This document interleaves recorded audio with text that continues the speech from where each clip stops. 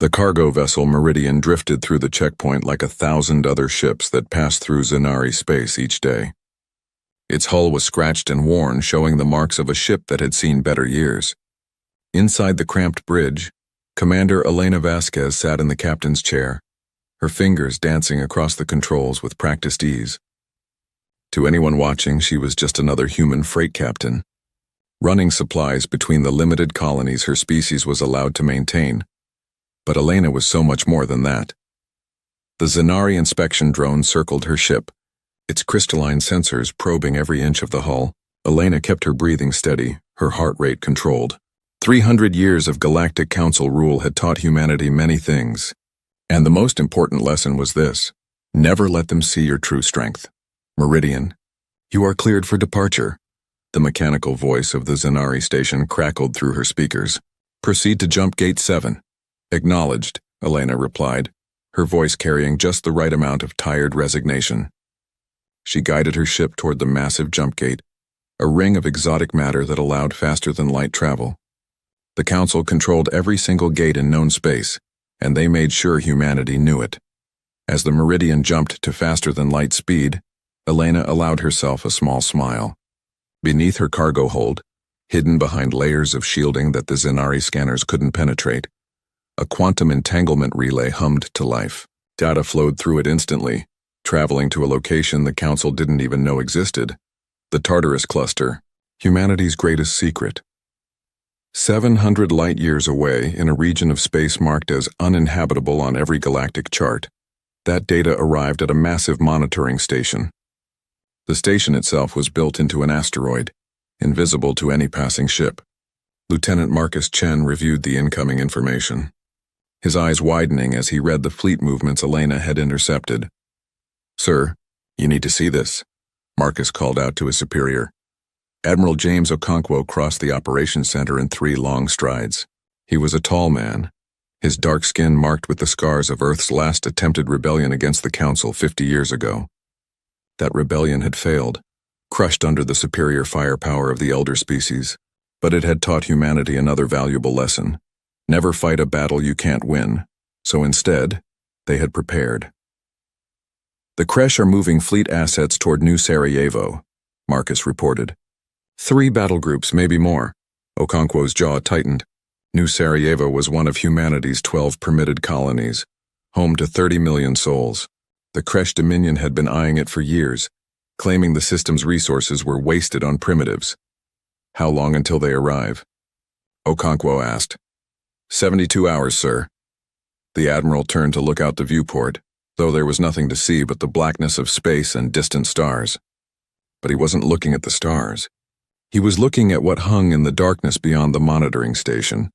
3 shapes, each one the size of a small moon, hung in perfect formation. They didn't reflect light like normal objects. Instead, they seemed to absorb it, creating holes in the star field. These were the Titans: Prometheus, Defiance, and Reckoning. For 200 years, humanity had worked in absolute secrecy. Generation ships launched from Earth when no one was watching, carrying millions to the galactic fringe. In the Tartarus Cluster, far from any jump gate or Council patrol, humans had built a civilization the galaxy didn't know existed. A civilization with one purpose: to ensure humanity would never kneel again. The Titans were the crown jewels of that effort. They had started as dwarf planets, unremarkable rocks orbiting a dead star. Human engineers had hollowed them out over decades, installing drives, weapons, and life support systems. Each one could house 1 billion people in its vast interior cities. Each one carried enough firepower to sterilize a planet, and the Council had no idea they existed. "Alert all 3 Titans," Okonkwo ordered. "Begin pre-activation sequences, and get me a secure line to Earth." On Earth, in a bunker beneath the ruins of Old Geneva, the Emergency Council met in secret. They were the true government of humanity, hidden behind the puppet administration that dealt with the Galactic Council. President Sarah Chen, no relation to Marcus, received Okonkwo's report with a heavy heart. 30 million people, she said quietly. "We can't just abandon them." "We won't," replied General Thomas Yates, head of Earth's official military. "But we need to be smart about this. If we reveal the Titans now, we lose the element of surprise. "The Kresh are testing us," said Dr. Amara Okafor, humanity's chief scientist and one of the Titan Project's creators. "They want to see if we'll fight. If we don't respond at all, the Council will think we're completely broken. But if we respond with the Titans immediately, we show our hand too early." Sarah looked at each member of the Council. "What do you recommend?" Yates leaned forward. "We send our conventional fleet. Everything we've got that the Council knows about. We make them think we're throwing everything at this in desperation. They'll be slaughtered," Sarah said. "Maybe not," Yates replied. "Admiral Chen is cunning. She knows how to make the Kresh pay for every meter of space. And while they're focused on our desperate defense, the Titans can move into position." "How long would the Titans need to reach New Sarajevo?" Sarah asked. Dr. Okafor pulled up a holographic star chart. 6 months using the fold drives. "We've never tested them at full power, so there's risk involved. But they'll arrive invisible to sensors until they drop out of fold space." Sarah made her decision. "Do it. Alert Admiral Chen to prepare the fleet, and Admiral Okonkwo begin the Titan deployment. But James," she added, using his first name, "you understand what this means? Once we start this, there's no going back. We're committing to war with the entire Galactic Council." Through the quantum link, Okonkwo's voice came back steady and certain. "Madam President, we committed to this war 200 years ago when we decided we'd rather die free than live as slaves. We're just finally strong enough to fight it." Back on the Meridian, Elena completed another supply run, this one to a mining outpost in Council space. She played her role perfectly, complaining about fuel costs and shipping regulations like any other independent captain would. But her mind was elsewhere. She had received coded orders. The kind of orders she'd trained for but hoped would never come. She was to gather intelligence on Zanari defensive positions, even if it meant exposing herself. The war was beginning, and every piece of information could save human lives. 3 days later, Elena found herself floating in space near a Zanari surveillance station. She wore an advanced stealth suit, invisible to their sensors, and carried tools that could splice into their network.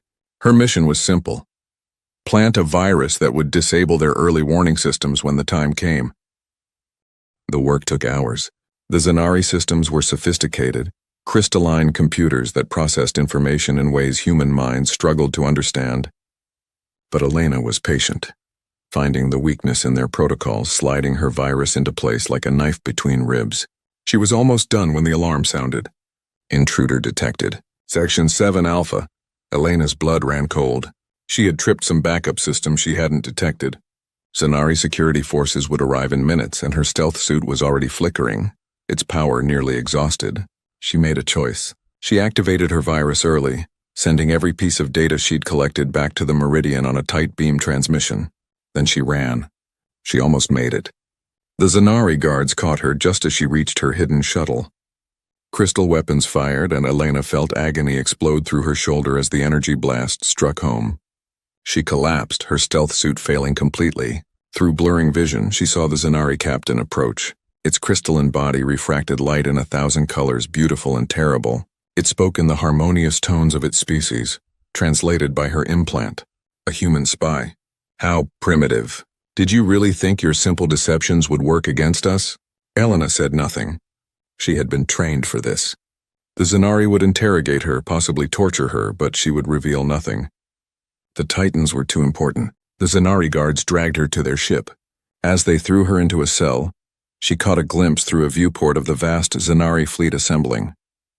Hundreds of ships, their crystalline hulls glittering like deadly jewels. They were preparing for something big. In her cell, Elena touched the hidden implant at the base of her skull.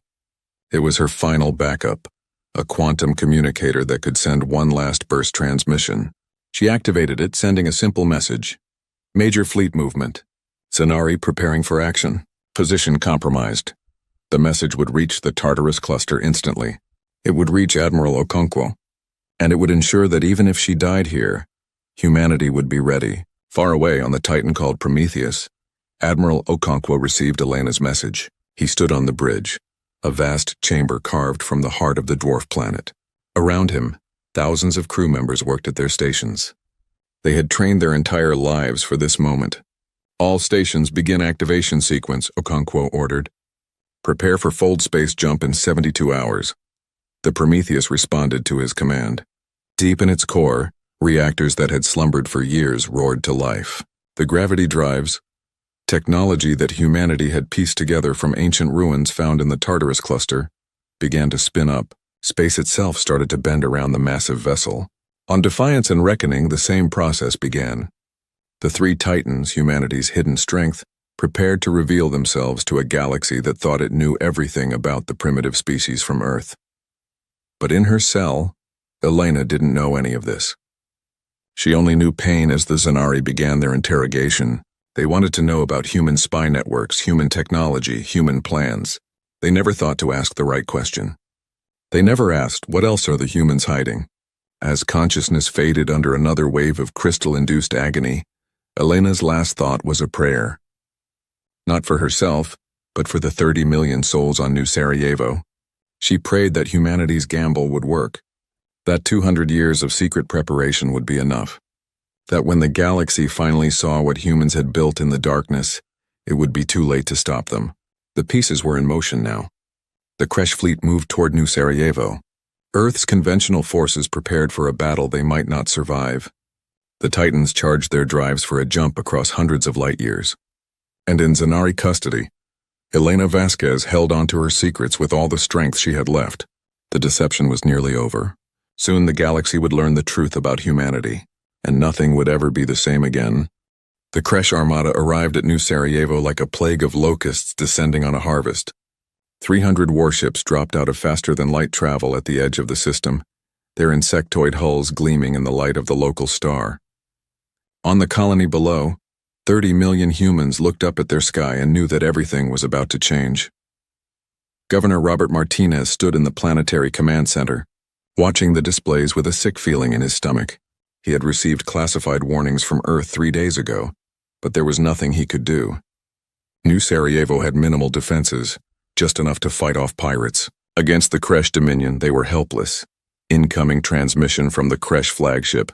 His communications officer reported. "Put it through," Martinez said. Though he already knew what was coming, the face that appeared on screen was nightmarish. The Kresh were hive-minded insects, each individual connected to a vast collective consciousness. Their commander had compound eyes that reflected 1,000 images, and mandibles that clicked as it spoke. Human colony of New Sarajevo, you are hereby notified that this system has been claimed by the Kresh Dominion. All human presence here is illegal. You have 12 hours to surrender your facilities and prepare for relocation. This is a sovereign human colony, recognized by the Galactic Council, Martinez protested. You have no legal claim here. The Kresh commander's mandibles clicked in what might have been laughter. We have filed the proper documentation with the Council. This system was marked as abandoned territory due to insufficient development. Your presence here violates galactic settlement law. Abandoned, 30 million people live here. Correction, 30 million future laborers of the Dominion live here. Be grateful we are offering relocation rather than extermination. You have 12 hours. Resistance will be met with appropriate force. The transmission cut out. Martinez slumped in his chair, feeling the weight of millions of lives on his shoulders. He knew what relocation meant in Kresh terms. Slavery. His people would be divided among Kresh hive ships, worked until they died, their children raised to serve the Dominion. Sir, what do we do? His second-in-command asked. Martinez straightened his shoulders. We contact Earth, and we prepare to evacuate as many civilians as possible. Focus on getting the children out first. On Earth, the news of the Kresh invasion hit like a bomb. The puppet government that dealt with the Galactic Council immediately filed protests, demanding an emergency session. The real government, hidden in their bunkers, prepared for war. President Sarah Chen addressed the Emergency Council with fire in her eyes. The Kresh have made their move. Now we make ours. General Yates, is the fleet ready? Yes, Madam President. Admiral Chen has 147 warships ready to deploy. It's everything we have that the Council knows about. And the Titans? Admiral Okonkwo's voice came through the quantum link from Prometheus. Full drives are at 90% charge. We can jump in 60 hours. But Madam President, once we reveal ourselves, the entire Council will turn against us. Are we certain about this? Sarah looked around the table at the faces of humanity's true leaders. She saw fear there, yes, but also determination. The Kresh have forced our hand. If we don't respond, Every species in the galaxy will know they can take our colonies without consequence. We'll be extinct within a generation. At least this way we fight on our terms. She turned back to the communicator. Admiral Okonkwo, proceed with the Titan deployment.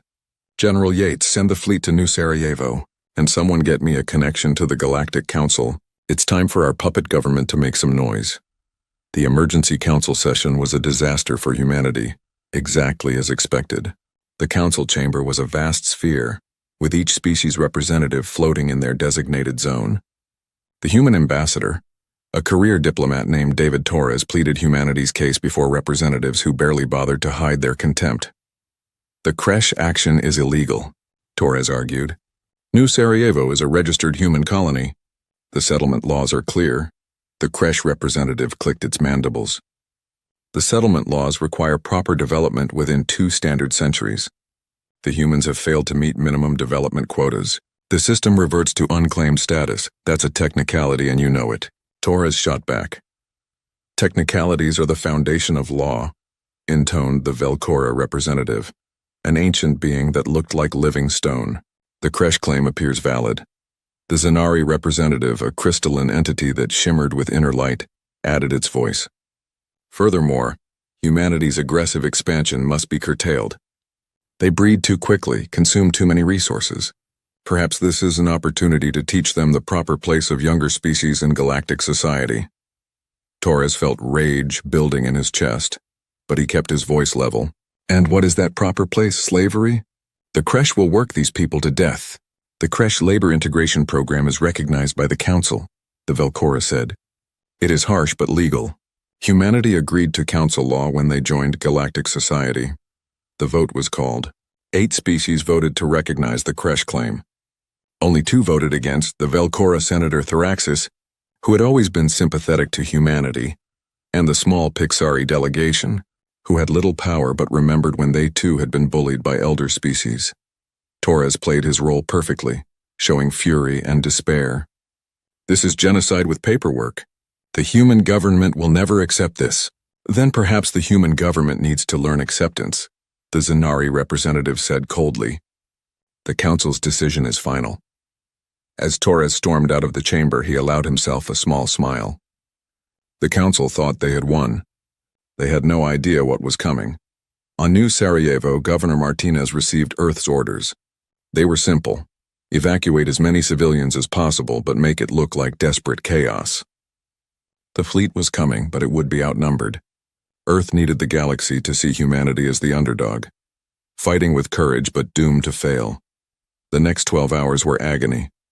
Civilian ships fled the planet by the thousands, stuffed beyond capacity with refugees. The creche watched with amusement, making no move to stop them. Why would they? There was nowhere for humans to run that the council didn't control. When the deadline expired, creche landing craft descended on New Sarajevo like a swarm. They met no resistance from the skeleton defense force left behind. Martinez had ordered his soldiers to stand down. There would be no heroic last stand here. That would come later. The creche commander broadcast his triumph across the colony. This world now serves the Dominion. All remaining humans will report for labor assignment. Resistance is futile, but resistance was exactly what the creche were about to face. Admiral Keiko Chen stood on the bridge of the battleship Indomitable, humanity's flagship. Around her, 146 other warships prepared for battle. She was a small woman, barely 5 feet tall, but her crew would follow her into hell if she asked. All ships prepare to jump, she ordered. We're going to New Sarajevo. Her second-in-command, Captain Frank Morrison, looked at the tactical display with concern. Admiral, the creche have 300 warships. We're outnumbered 2 to 1. I can count, Frank, Chen replied with a tight smile. But we're not trying to win this battle. We're trying to send a message. What message is that, sir? That humanity doesn't surrender. Not anymore. The human fleet jumped to faster-than-light speed, heading for New Sarajevo. They would arrive in 18 hours. The creche, confident in their overwhelming numbers, didn't even bother to intercept them. Meanwhile, in Zanari custody, Elena Vasquez hung in her cell, her body broken but her mind still sharp. The Zanari had been interrogating her for days, using their crystal technology to inflict pain without leaving lasting damage. They wanted to know everything about human intelligence operations. Elena had told them nothing. She had endured torture training, had prepared her mind for this. But the Zanari were patient. They had time, they thought. Through her cell's viewport, she could see Zanari warships gathering. Hundreds of them, maybe thousands. The crystalline vessels were beautiful in a terrible way, each one a work of art and a weapon of destruction. A Zanari officer entered her cell, its crystalline body refracting the light into rainbows. "Human," it said, "your stubbornness is admirable but pointless. We have broken your encryption. We know about your spy network." Elena said nothing. "We know your people are sending their pathetic fleet to New Sarajevo. It will be destroyed, and then the Council will make an example of Earth itself. Your species' time in the galaxy is ending." Still, Elena remained silent. The Zanari leaned closer. "You will watch. We are taking you to the battle. You will see your fleet burn, and then we will take you to Earth to watch your homeworld die. Only then will we grant you the mercy of death." Elena met the alien's multifaceted eyes. "You're making a mistake," she said quietly. "Oh, and what mistake is that? You think you know everything about us. You don't know anything." The Zanari made a sound like wind chimes, its version of laughter. "We have studied your species for 3 centuries. We know your technology, your tactics, your limitations. What could you possibly hide from us?" Elena smiled through her pain. "You'll find out." The human fleet arrived at New Sarajevo to find the creche waiting for them. 300 insectoid warships formed a battle line that stretched across space. Behind them, the colony world hung like a prize they had already won. Admiral Chen stood calmly on her bridge as her tactical officer called out the odds. 300 creche warships, confirmed. "We're reading heavy plasma cannons, missile batteries, and boarding craft. Admiral, we can't win this." "No," Chen agreed. "But we can make them pay. All ships, battle formation Delta 7. Prepare to engage." The human fleet moved into position, smaller ships forming a defensive screen around the larger battleships. It was a standard formation, something any species in the galaxy would recognize. The creche commander broadcast a message: "Human fleet, withdraw immediately or be destroyed. This system belongs to the Dominion." Chen's response was simple: "Come and take it." The creche attacked with overwhelming force, expecting the human fleet to crumble. What they got instead was a nightmare. The human ships fought with a ferocity the creche had never encountered. They used tactics that violated every convention of civilized warfare. Kamikaze drones, AI-guided missiles that learned and adapted, weapons that targeted life support instead of shields. The humans fought dirty, fought mean, fought like every battle was their last, and they coordinated with inhuman precision. The creche couldn't intercept their communications because the humans used quantum encryption, a technology supposedly beyond their reach. Every ship moved like part of a single organism, anticipating each other's actions perfectly. In the first hour of battle, the creche lost 90 ships. The humans lost 20. The creche commander couldn't believe it. How is this possible? They're primitives. But the humans weren't primitives. They were cornered animals with nothing to lose and everything to prove. And they had spent 3 centuries preparing for this moment. Admiral Chen watched her tactical display with grim satisfaction. "Target their command ship. All battleships full broadside." The human battleships concentrated their fire on the creche flagship. The insectoid vessel's shields failed under the withering assault, and then its hull began to tear apart. "They're breaking," Chen's tactical officer shouted. "The creche are retreating." And they were. The creche, facing losses they had never imagined possible, turned and fled. Out of 300 ships, only 200 survived to jump to faster than light speed. Chen's bridge erupted in cheers, but the admiral remained focused. "Damage report. 47 ships lost or critically damaged. The rest are operational but hurt." It was a terrible price, but they had won. Against impossible odds, humanity had won. But even as her crew celebrated, Chen knew the truth. This was just the opening move.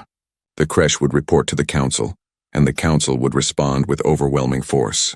Earth had maybe weeks before the full might of galactic civilization descended on them. "Send a message to Earth," Chen ordered. "Tell them we've bought them time. And someone free New Sarajevo. Those people have earned their liberty." As human Marines landed on New Sarajevo to liberate the colony, Elena watched from her cell aboard the Zanari flagship. Even through the pain of her injuries, she felt pride. Humanity had struck back. The galaxy would remember this day. But the Zanari officer who had interrogated her entered her cell, and its harmonious voice held a new note. Fury. Your fleet has won a battle, but the Council is assembling an armada. 700 ships human, the largest fleet in 10,000 years. They will scour your species from the galaxy. Elena looked at the alien with defiant eyes. Then we'll make you regret it. With what? Your pathetic fleet is broken. Earth has no defenders. You have nothing left. Elena's smile was cold and certain. Keep thinking that. Deep in the Tartarus cluster, Admiral Okonkwo received the news of the victory at New Sarajevo. Around him, the bridge of Prometheus hummed with activity as the fold drives reached full charge.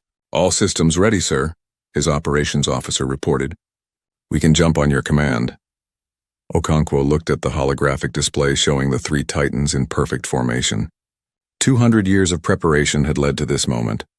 He thought of Elena, captured by the Zanari. He thought of the 30 million souls on New Sarajevo who had been hours from slavery.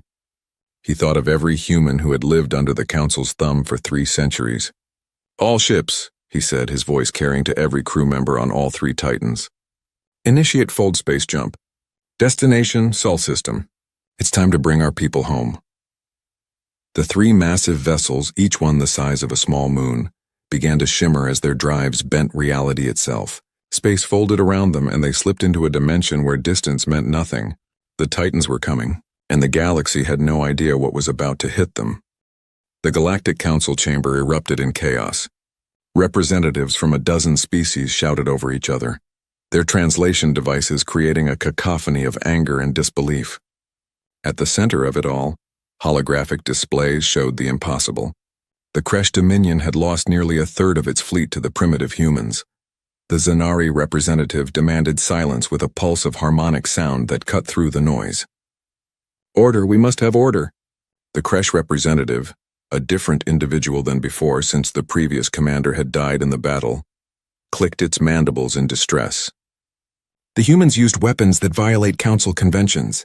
They deployed AI weapons, kamikaze drones, tactics designed to maximize casualties. They fought like animals, agreed the Arcani representative, a floating jellyfish-like creature. Without honor, without restraint. Senator Thoraxis of the Velcora, the ancient stone-like being, spoke in his grinding voice. They fought like a species facing extinction, which is precisely what we offered them. They must be punished. The Kresh representative shrieked. They must be made an example.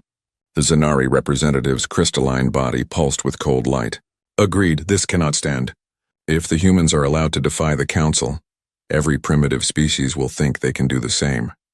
The Council proposes a united response. What kind of response? Asked the Pixari delegate, one of the few species that had voted against the Kresh claim. Complete military action, the Zanari stated. We assemble the largest fleet in Council history. We remove the human threat permanently. Thoraxis stood, his massive stone body grinding as it moved. You speak of genocide. We speak of necessity, the Zanari replied. The humans have proven they cannot be trusted to exist within civilized society. They are too aggressive, too unpredictable, too dangerous. Better to end this now than to face a larger threat later. The vote was called. Every species except the Velcora and the Pixari voted for military action. The Council armada would be assembled, 700 warships representing the combined might of galactic civilization. Earth would burn. And humanity would be erased from the stars. On Earth, President Sarah Chen received the news with a heavy heart. She stood in the command bunker beneath Geneva, surrounded by the Emergency Council and military leaders. The holographic display showed the Council fleet assembling, a gathering of ships that represented more firepower than humanity had ever faced. 700 ships, General Yates said quietly. Everything we have left couldn't scratch them. How long until they reach Earth? Sarah asked. 3 weeks, maybe less if they push their engines. And the Titans? Admiral Okonkwo's voice came through the quantum link. We're in fold space now, Madam President. ETA to Sol system is 19 days. We'll arrive before the Council fleet, but not by much. Sarah looked at Dr. Okafor. Are the Titans ready for this? We've never tested them in real combat. The scientist's face was grim. The weapons work. The drives work. The shields work. But against 700 warships? I honestly don't know if 3 Titans will be enough. They'll have to be, Sarah said, because it's all we've got.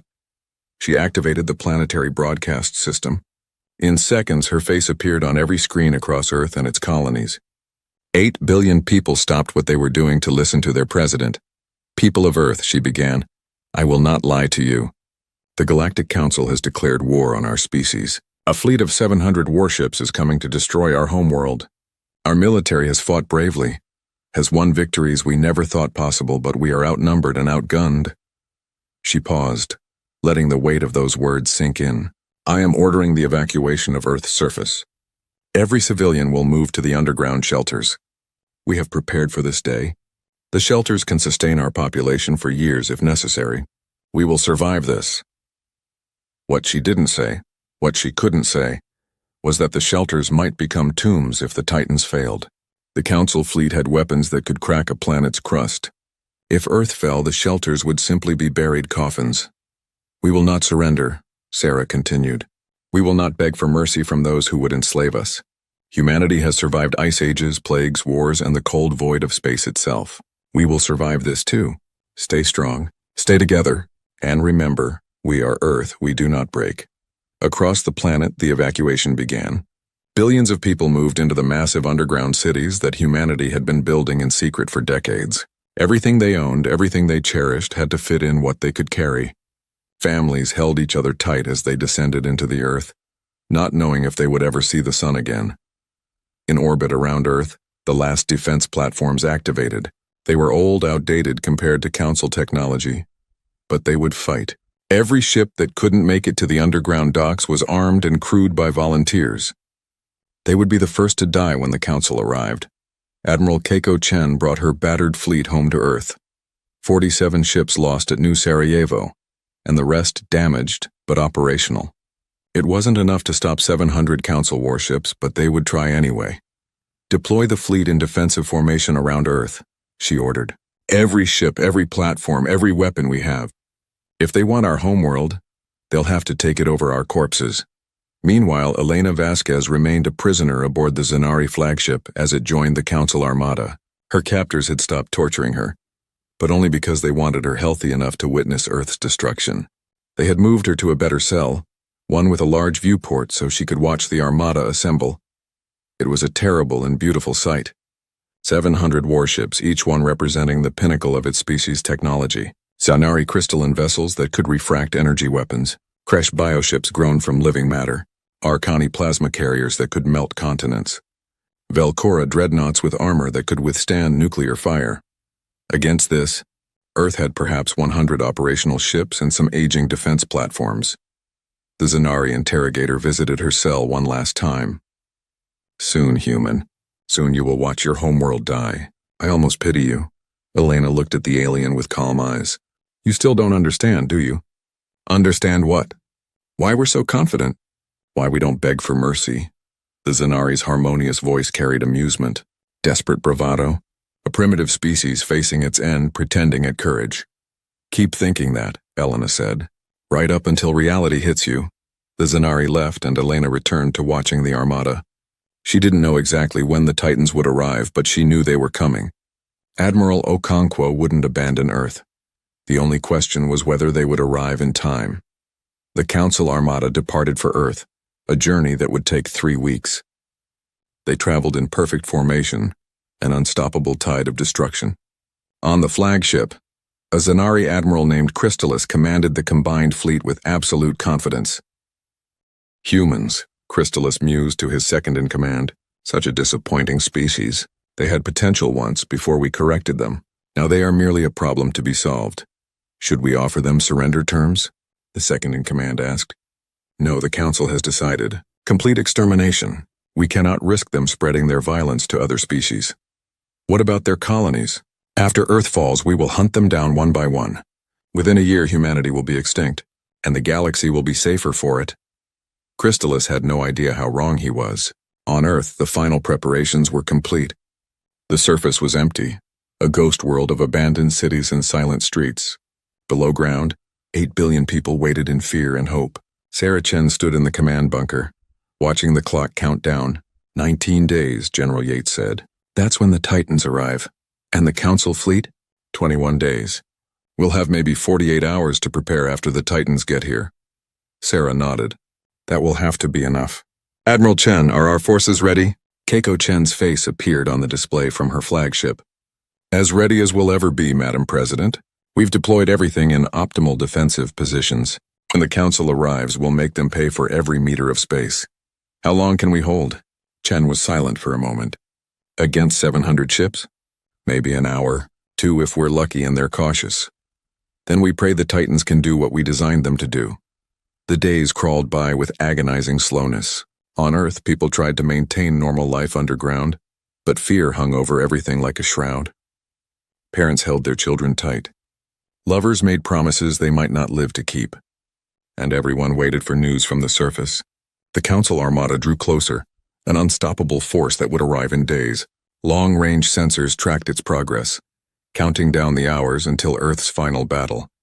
And then, with 3 days remaining until the Council's arrival, something impossible happened.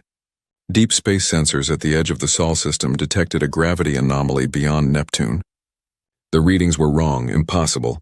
Space itself was tearing open and something massive was emerging. In the command bunker, alarms blared. "Madam President," a sensor officer shouted. "We have fold space emergence at the outer system." Sarah's heart leaped. "The Titans?" "Yes, ma'am." Reading 3 massive objects emerging from fold space. Gravity signatures match Prometheus, Defiance, and Reckoning. "They're here!" The bunker erupted in cheers. Against all odds, humanity's secret weapons had arrived ahead of schedule. The Titans were home. Admiral Okonkwo stood on the bridge of Prometheus as his ship completed its emergence from fold space. The journey through folded dimensions had been harrowing, but they had made it. Through the viewport he could see Earth, beautiful and blue and home. "All systems report green," his operations officer said. "Defiance and Reckoning have also emerged successfully. All 3 Titans are operational. Scan for the Council fleet," Okonkwo ordered. "No contacts in system, sir. We beat them here." Okonkwo allowed himself a moment of relief before getting back to business. "Open a channel to Earth." President Sarah Chen's face appeared on his screen and he could see tears of joy on her cheeks. "Admiral Okonkwo, welcome home." "Madam President, we're a bit early." Sarah laughed, a sound of pure relief. "Best news I've heard in weeks. How long until you're ready for battle?" "The Titans are ready now," Okonkwo replied. "But we'll need to coordinate with Admiral Chen's fleet. We've got maybe 3 days before the Council arrives and we need to make every second count." Over the next 72 hours, the Sol system transformed into a fortress. The 3 Titans took up positions around Earth, forming a defensive triangle. Each Titan was a small moon, bristling with weapons that humanity had spent 2 centuries developing. Gravity drives that could create localized black holes, mass drivers that could accelerate asteroids to relativistic speeds, energy weapons that drew power from the Titan's planetary cores. And each Titan housed 1 billion people in its vast interior. They were not just weapons. They were arcs designed to preserve humanity even if Earth fell. Admiral Chen's conventional fleet deployed around the Titans, ready to provide support. They were small compared to the massive planetary fortresses, but they would fight alongside them. On the 3rd day, as Earth held its breath, the Council Armada arrived. 700 warships dropped out of faster-than-light travel at the edge of the system. Admiral Crystallis stood on the bridge of his flagship, ready to witness humanity's end. "Begin scanning for human fleet positions," he ordered. "Prepare to engage and destroy all resistance." The sensors came back with readings that made no sense. "Admiral, we're detecting massive gravity anomalies near Earth. The readings are wrong. We're showing objects the size of small moons, but that's impossible." "Explain," Crystallis demanded. "Sir, the sensors are saying there are 3 objects, each roughly 2,000 kilometers in diameter, in orbit around Earth. But our databases have no record of such objects. Earth has only 1 moon, and these are..." The sensor officer's voice trailed off as the visual feed came through. On the main display, the 3 Titans appeared in all their terrible glory. Massive spheres of rock and metal, their surfaces covered in weapon emplacements, their cores glowing with the power of contained stars. "What are those?" Crystallis whispered. Before anyone could answer, a transmission came through on all frequencies. Admiral Okonkwo's face appeared, broadcast from Prometheus to every ship in the system. "Council fleet," Okonkwo said, his voice calm and certain. "You came to our home to commit genocide. You thought humanity was weak, broken, helpless. You were wrong about all of it.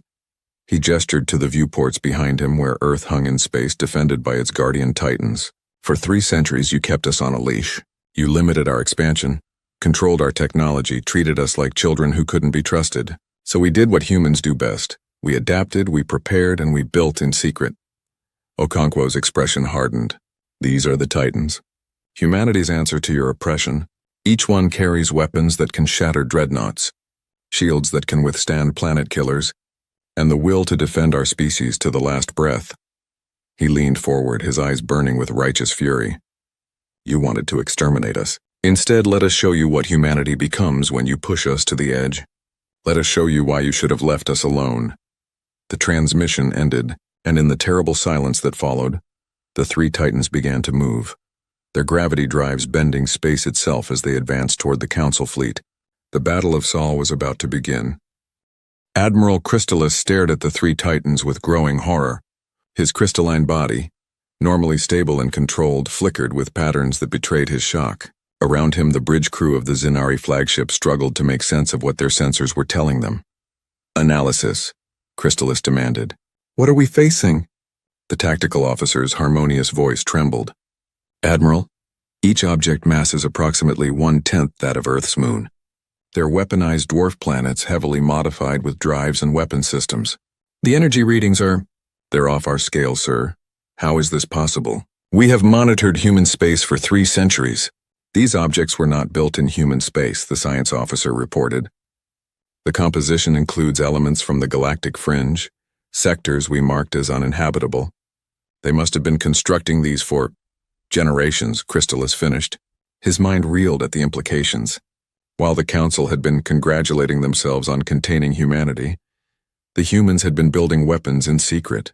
For 200 years or more, they had planned and prepared for this moment.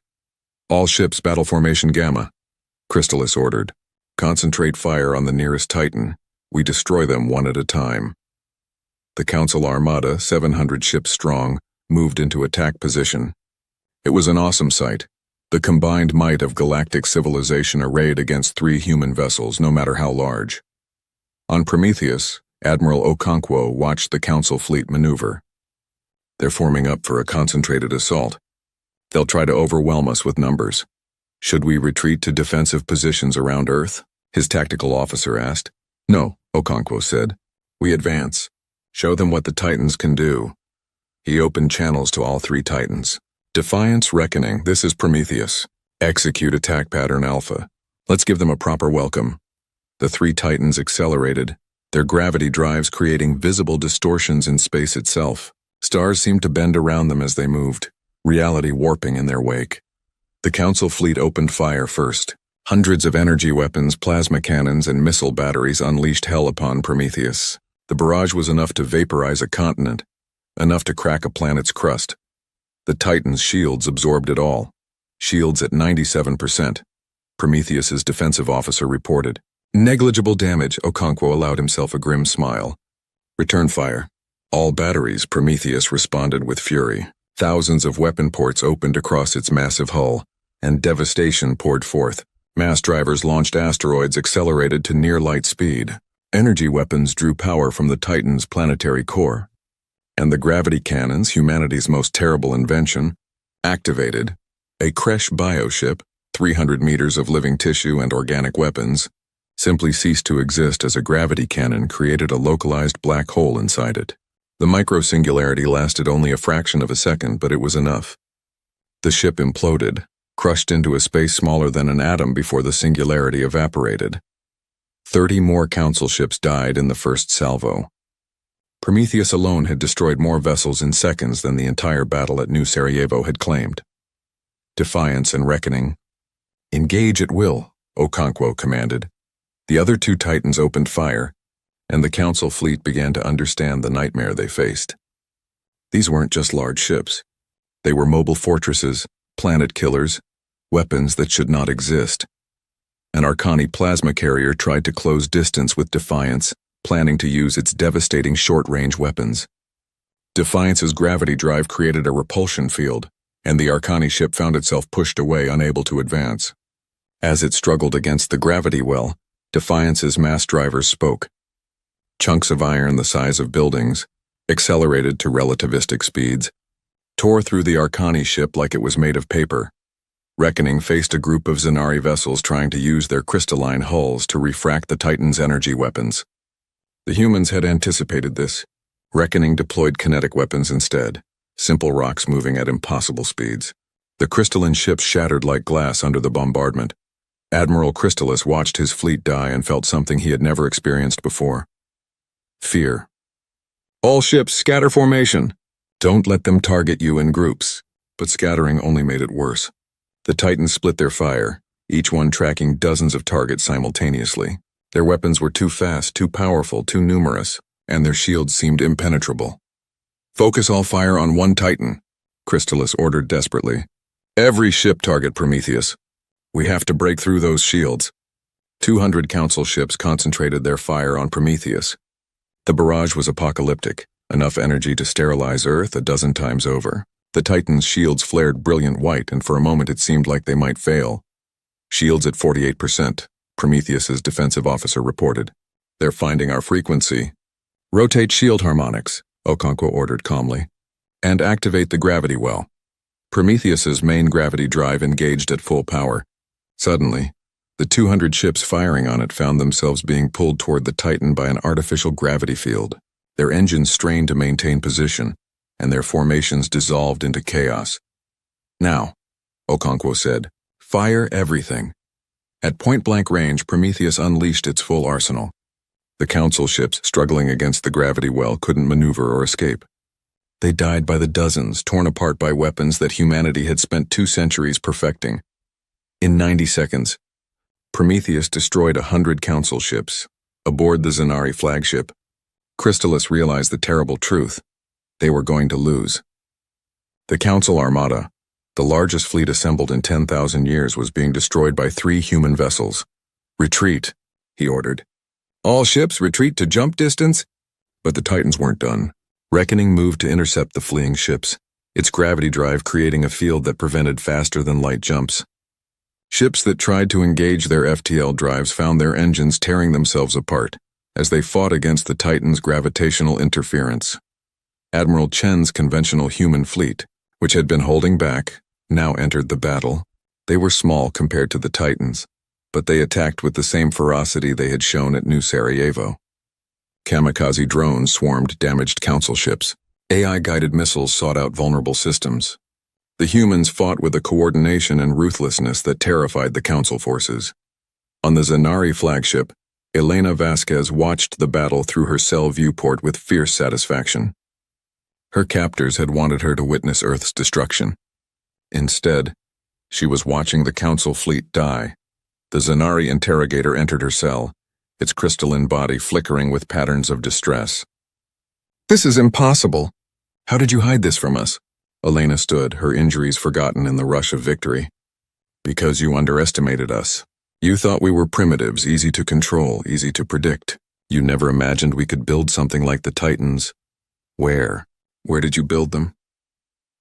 Does it matter now? Elena asked. You're losing. Your fleet is dying, and when this is over, the galaxy will know that humanity is not to be trifled with. The ship shuddered as a nearby explosion rocked it. The Zanari looked at Elena with something like desperation. We could destroy Earth. One ship could get through, crack the planet. Try it, Elena said coldly. See what happens when you threaten our homeworld with 3 Titans watching. The Zanari fled the cell, leaving Elena alone. She pressed against the viewport, watching Prometheus destroy another cluster of Council ships. The Titan moved with impossible grace for something so massive, its weapons firing in perfect synchronization. Admiral Okonkwo coordinated the battle from Prometheus's bridge. Status report. 407 Council ships destroyed, the tactical officer reported. Enemy forces are in full retreat.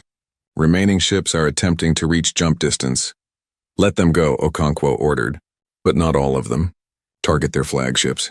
I want the Council leadership to make it home and tell everyone what happened here. Defiance and Reckoning moved to cut off escape routes, but they allowed some ships to flee.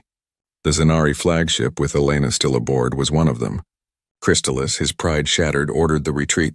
The remaining Council ships, less than 300 now, jumped to faster-than-light speed and fled the Sol system. They left behind the wreckage of 400 vessels, the debris of the largest military defeat in galactic history. As the last council ship vanished, the human fleet erupted in cheers. They had done it. Against impossible odds, Earth had survived. On Prometheus, Okonkwo allowed himself a moment of relief before addressing his crew. Well done, everyone. But stay alert. This was just the first battle. The council will regroup and they'll come at us differently next time. He opened a channel to Earth. President Sarah Chen appeared on screen, tears streaming down her face. Admiral, you did it. You saved Earth. We all did, Madam President. Every human who kept the secret, who built the Titans, who fought today. This victory belongs to all of us, and what now? Sarah asked. Now we change the galaxy, Okonkwo replied. We've proven we can defend ourselves, but we need to make sure the Council never threatens us again. It's time to dictate terms. Across human space, the news spread like wildfire. The Battle of Sol became instant legend. Humanity, the species everyone thought was broken and helpless, had revealed weapons that could challenge the entire Galactic Council. In the underground cities of Earth, 8 billion people celebrated. They emerged from their shelters to see the sky again, to see their 3 guardian titans orbiting overhead. Children pointed up at the massive spheres and knew they were safe. On New Sarajevo, Governor Martinez watched the news with tears of joy. His colony was free, truly free, and the creche would never threaten them again.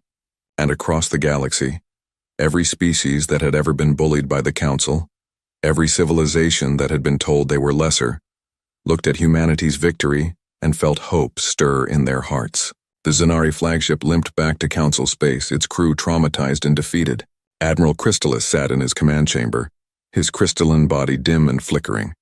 He would have to report this disaster to the Council, would have to explain how 700 ships had been defeated by 3. Elena Vasquez was brought before him one last time. She stood straight despite her injuries, her eyes defiant. You were right, Crystallis said quietly. We didn't understand. We thought we knew everything about humanity. We were wrong. Yes, you were, Elena agreed. What will you do now? Destroy us? Conquer the galaxy? Elena shook her head. We never wanted to conquer anyone. We just wanted to be free. You forced this war upon us. You tried to exterminate us. We defended ourselves. That's all. The Council will never accept human dominance. Then the Council needs to learn to accept us as equals, Elena said. Because we're not going away, and we're not going back into our cage. Crystallis was silent for a long moment. Then he made a decision that would have been unthinkable days ago. I'm releasing you. Take a shuttle, return to your people. Elena was surprised. Why? Because someone needs to speak for humanity when the Council reconvenes. And someone needs to tell them what I saw here. A species that doesn't want to rule but will fight to the death for freedom. Maybe that message will prevent the next war. Elena nodded slowly. Maybe it will. She took the shuttle and departed for Earth, leaving Crystallis to face the Council with news that would shake galactic civilization to its core. On Prometheus, Admiral Okonkwo stood at the viewport looking down at Earth. They had won the battle, but he knew the war was far from over. The Council would have to respond to this defeat, and their response would determine the future of humanity and the entire galaxy. But for now, Earth was safe. The Titans stood guard, massive and terrible and beautiful. Humanity had revealed its hidden strength, and the galaxy would never underestimate them again. The age of humanity had begun, and nothing would ever be the same. The Galactic Council chamber had never seen such chaos. Representatives from every species shouted accusations, demanded explanations, and argued about what had happened at Sol. The holographic displays showed the aftermath of the battle again and again. 400 warships destroyed. The pride of galactic civilization shattered by 3 human vessels that shouldn't exist. Admiral Crystallis stood before the Council, his crystalline body dim with shame. He had led the largest fleet in 10,000 years, and he had been defeated, humiliated. The other representatives looked at him with contempt and fear in equal measure. Explain, the Zanari High Chancellor demanded, her harmonious voice sharp with anger. How did this happen? Crystallis's report was clinical, factual. The humans deployed 3 weaponized dwarf planets, each approximately 2,000 kilometers in diameter. They call them Titans. The weapons technology exceeds our own in several categories. Gravity manipulation, Kinetic weapons at relativistic speeds, shield technology that resisted our combined firepower, and their coordination was perfect, faster than should be possible. Where did they build these titans? The Kresh representative asked, its mandibles clicking nervously. Based on material analysis of debris we collected, the construction site was in the galactic fringe. Sectors we marked as uninhabitable. They've been building in secret for at least 2 centuries, possibly longer. The chamber erupted again. 200 years. While the council thought they were containing humanity, keeping them weak and controlled, the humans had been preparing, playing the long game, pretending to be broken while building weapons that could destroy the council itself. Senator Thraxus of the Velcora rose from his seat, his massive stone body grinding with movement. I warned you. I told you that suppressing humanity would lead to this. A species pushed to the edge will either die or become dangerous. The humans chose to become dangerous. They must be destroyed. The Arcani representative shrieked. We cannot allow this threat to exist. With what? Thraxus asked calmly. We just lost 400 ships trying to destroy them. They have proven they can defend themselves. How many more ships will you throw away? How many more lives? We could mobilize every vessel in council space, the Kresh suggested. Thousands of ships. Even the Titans cannot stand against that, can't they? Thraxus gestured to the holographic display. Look at the battle data. 3 Titans destroyed 400 ships while taking minimal damage. Their shields adapted to our weapons. Their tactics countered everything we tried, and they fought from defensive positions around their homeworld, which means they weren't even trying to win. They were just trying to make us leave. He let that sink in before continuing. What happens when they decide to attack? What happens when those Titans appear in our space around our worlds? Can any of us truly defend against weapons like that?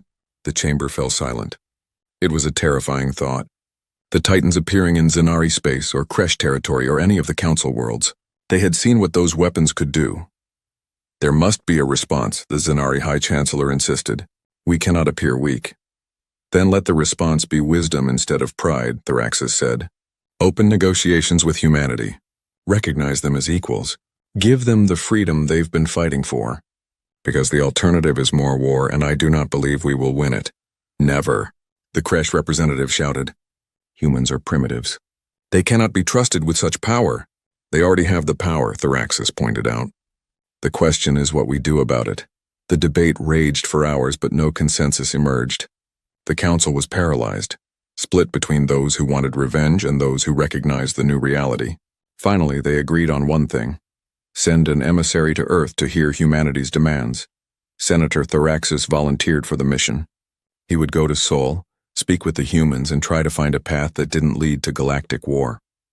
On Earth, President Sarah Chen stood in the restored government building in Geneva, no longer hidden underground. The evacuation was over. Humanity had returned to the surface, and they had done so as victors. Through the windows, she could see one of the Titans in orbit, Prometheus hanging in the sky like a second moon. Madam President, her aide announced, the Galactic Council has sent an emissary. Senator Thraxus of the Velcora requests permission to land and negotiate. Sarah nodded. Grant permission. But the meeting will be here on Earth on our terms, and make sure Admiral Okonkwo and Elena Vasquez are present. 3 days later, Senator Thraxus descended to Earth aboard a small diplomatic shuttle. The ancient Velcora had lived for thousands of years and seen the rise and fall of civilizations. But he had never seen anything quite like the Titans. As his shuttle passed Prometheus on approach to Earth, he marveled at the sheer scale of human ambition and ingenuity.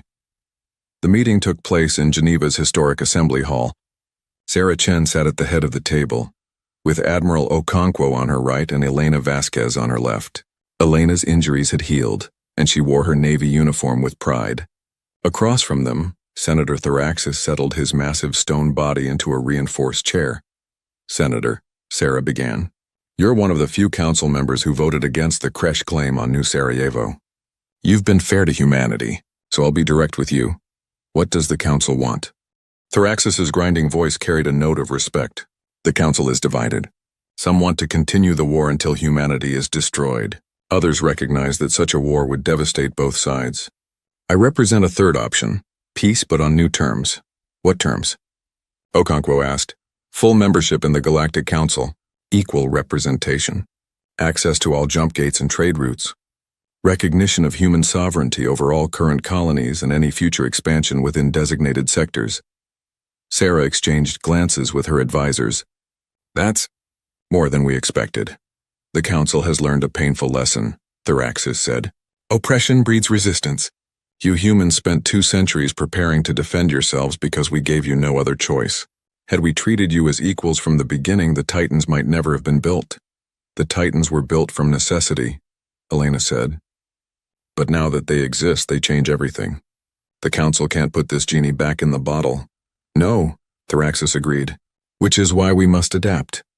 The Council's power has always come from technological superiority. You humans have proven you can match us, even exceed us in some areas. The old order is broken. We need a new one. Sarah leaned forward. Here are our terms, Senator.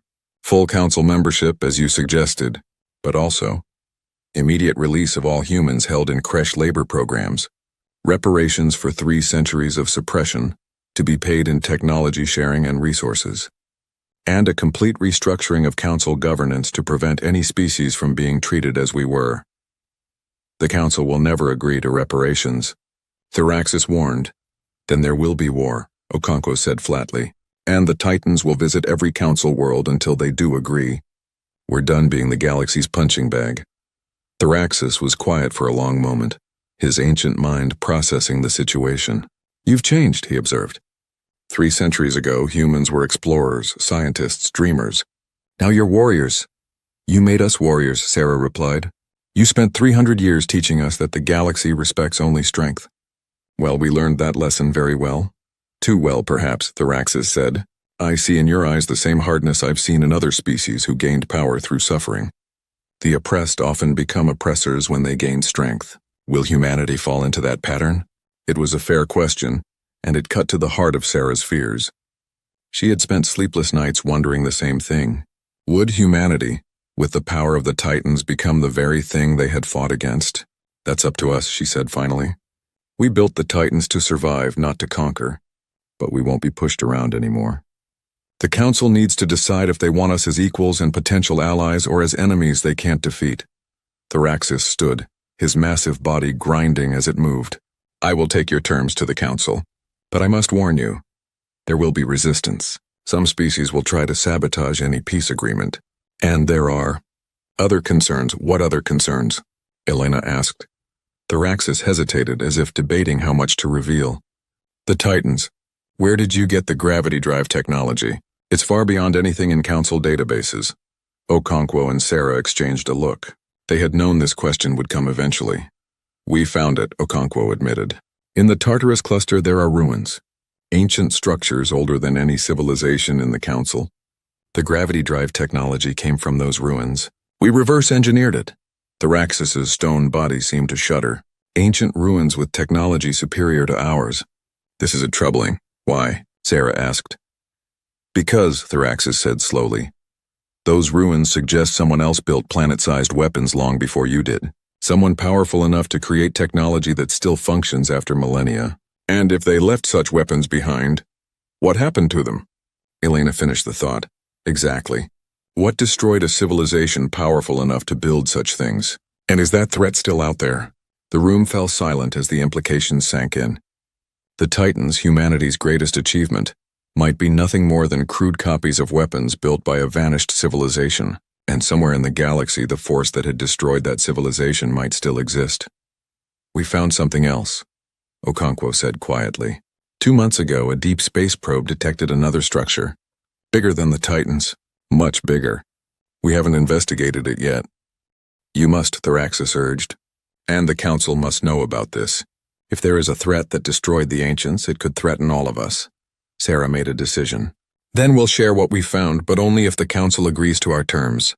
Humanity will join the Council as equals, and together we'll investigate these ancient ruins. Maybe we'll find answers. Maybe we'll find threats. Either way, we face them together or not at all. Thraxis nodded slowly. I will present this to the Council, but I cannot guarantee their acceptance. Then tell them this, Sarah said, standing to look the ancient alien in the eye. Humanity is done asking for permission. We're taking our place in the galaxy whether the Council likes it or not. They can have us as allies or they can have us as enemies. But they cannot have us as subjects. Not anymore. Not ever again. Thraxus left Earth carrying humanity's ultimatum. As his shuttle departed, Sarah stood at the window watching Prometheus orbit overhead. The Titan represented 2 centuries of human determination, ingenuity, and sacrifice, but it also represented something else: the price of freedom. Do you think the Council will accept? Elena asked, joining her at the window. Some will, some won't. There will be more conflict, maybe more battles. But we've changed the equation. The galaxy has to deal with us now. And if we become what we fought against, if we use the Titans to bully other species the way we were bullied, Sarah turned to face her, then we'll have become the very thing we hated. That's the test, isn't it? We have the power now. The question is whether we have the wisdom to use it right. Over the following months, the galaxy transformed. The Council, after heated debates and several near conflicts, accepted humanity's terms. Not because they wanted to, but because the alternative was unthinkable. Humans were granted full Council membership, and the restructuring of galactic governance began. But not everyone accepted the new order. Extremist groups from several species launched terrorist attacks on human colonies. The Kresh, humiliated by their defeats, attempted a guerrilla campaign. Each attack was met with swift response from human forces, but Sarah insisted on restraint.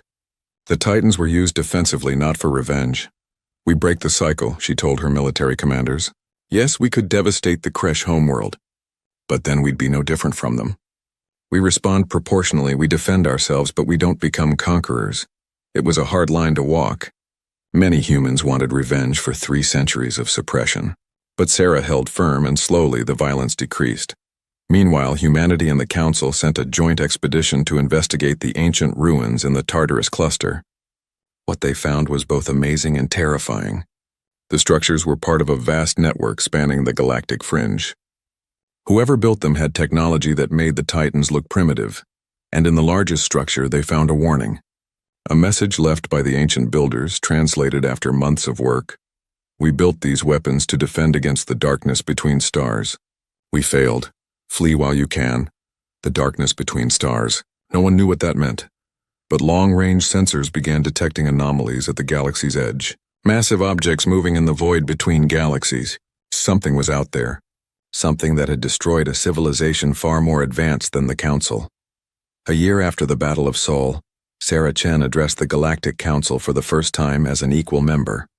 The chamber that had once looked down on humanity now listened to her words with respect born of fear and necessity. We face a common threat, she said, something that destroyed the ancients, something that may be coming for us. Humanity spent 2 centuries preparing to fight the Council. Now we propose something different, that we prepare together to fight whatever is coming. And if we refuse? The Kresh representative asked. Sarah's expression was hard. Then you face it alone. Humanity will defend itself and its allies. Those who remain are enemies. Well, the Titans will defend human space. The rest of the galaxy is your problem. Senator Thraxus rose to speak. Or, he said, we could choose wisdom over pride. The humans have proven they can build what we cannot. Their ingenuity, their determination, their refusal to accept limits. These are strengths the galaxy needs. I propose we not merely accept humanity as equals, but learn from them. It was a revolutionary idea. The elder species learning from the primitives. But the threat was real and the Council was desperate. The vote was called. For the first time in galactic history, the Council voted unanimously to form a true alliance, with humanity not just included but integral to galactic defense. Elena Vasquez, now humanity's official ambassador, stood beside Sarah as the vote was announced. We did it, she whispered. We're free. For now, Sarah replied. But there's something bigger coming. The ancients' warning was clear. We won our freedom just in time to face something worse than the Council ever was. On Prometheus, Admiral Okonkwo stood in the observation deck with Dr. Amara Okafor. They were looking at a holographic display showing the anomalies detected at the galaxy's edge. The objects were massive, larger than planets, and they were moving with purpose toward the galactic core. How long until they reach inhabited space? Okonkwo asked. Dr. Okafor ran the calculations again, hoping for different results. At their current speed? 15 years, maybe 20 if they slow down. And we have no idea what they are. The ancients called it darkness between stars. Whatever destroyed them is coming back. And James, the energy readings from those objects dwarf anything we've ever seen. The Titans would be like throwing pebbles at a mountain. Okonkwo nodded slowly. Then we have 15 years to prepare. Humanity has gotten very good at preparing in secret. Now we'll do it openly with the whole galaxy helping. You think we can build something to stop them? I think we have to try. Because the alternative is extinction. Not just for humans, but for every species in the galaxy. Down on Earth, in the hidden research facilities where the Titans had been designed, human engineers and council scientists worked together for the first time. The technology sharing had begun. Humans offered their gravity drive designs, their shield technology, their weapon systems. In return, the council shared faster-than-light communications, advanced materials, energy systems humanity had never imagined. The combination was powerful. Within months, they had designs for new Titans, bigger and more advanced than the first three. Plans for a defensive network spanning the entire galaxy. Weapons that combined human ingenuity with alien technology in ways that neither could achieve alone. But it would take time they might not have. Sarah stood in her office looking at reports from across human space. The colonies were thriving now, expanding into sectors the council had once forbidden. Trade was flowing freely. Human ships traveled the jump gates without restriction. After 3 centuries, humanity was finally free to reach for the stars. But the victory felt hollow. They had fought so hard for freedom, only to discover a threat that made the council's oppression seem trivial by comparison. A chime announced a visitor. Elena entered carrying a data pad. Madam President, you need to see this. It's from the expedition to the largest ancient structure. Sarah took the pad and read the report. Her eyes widened. They found ships? Intact ships from the ancient civilization? Partially intact. And Sarah, they're enormous. Each one is 10 times the size of our Titans. The technology is centuries beyond anything we have. Can we repair them? Use them? Elena shook her head. The damage is too extensive and we don't understand half the systems. But we can study them. Learn from them. The ancients fought against this darkness for a long time before they lost. They left us their weapons, their knowledge. Maybe they left us the key to survival. Sarah felt a spark of hope. How long to extract the useful technology? Dr. Okafor estimates 5 years for the basics, maybe 10 for the advanced systems. But Sarah, there's something else. In the ship's memory core, they found a partial star chart. It shows the darkness's last known position and its predicted path. And it's heading straight for the galactic core. Right through the Council's territory. Right through human space. There's no avoiding it. In 15 years, give or take, it will be here. Sarah set down the data pad and walked to her window. Prometheus hung in the sky, humanity's guardian and symbol of their freedom.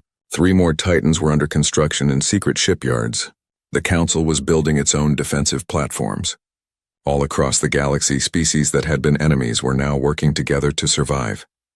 15 years, she said quietly. We've done a lot in less time. We built the Titans in secret while pretending to be broken. Now we'll build an even better defense and we'll do it together. Do you think we can win? Elena asked. Sarah was quiet for a long moment. I think humans have survived ice ages, plagues, asteroid impacts, and 3 centuries of galactic oppression. We've fought our way up from caves to starships, and now we have allies, technology, and time to prepare. If this darkness can be stopped, we'll find a way. She turned to face Elena. Because that's what humans do. We survive, we adapt, we overcome. The Council tried to break us and failed. Whatever this darkness is, it's about to learn the same lesson. Humanity doesn't surrender. Not to the Council. Not to fate. Not to anything. Elena smiled. You should tell that to the galaxy. They need to hear it. I will. Schedule an address to all Council species. It's time they understood what they've gained by making us their allies instead of their enemies. 3 days later, Sarah Chen stood before the combined governments of the Galactic Council. Her image was broadcast to every inhabited world, every space station, every ship. Trillions of beings across the galaxy watched as the human president addressed them. People of the galaxy, she began. A year ago, humanity revealed the Titans. We shocked you, frightened you, forced you to recognize our strength. Today I speak to you not as a conqueror, but as an ally facing a common threat.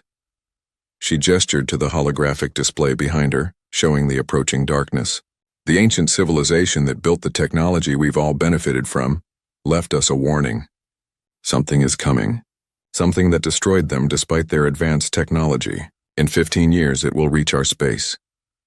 The display showed projections of the darkness's path, cutting through inhabited systems like a knife through flesh. We have two choices, Sarah continued. We can fight among ourselves, waste our resources on old grudges and ancient prejudices, or we can work together, combine our strengths and face this threat as one galaxy united against extinction. She paused, letting her words sink in. Humanity spent 2 centuries preparing to defend ourselves against the Council. We built in secret, planned in shadows, and fought when we had no other choice.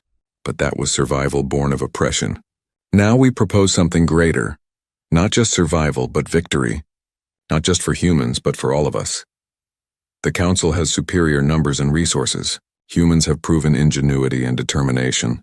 The Velcora have ancient knowledge. The Zenari have crystal technology. The Arcani have energy systems. Every species has something to contribute.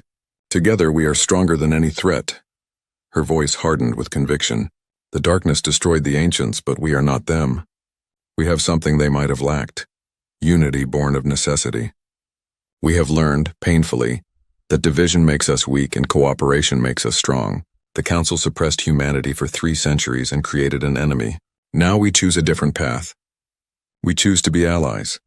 Sarah leaned forward, her eyes blazing with determination. We have 15 years to prepare.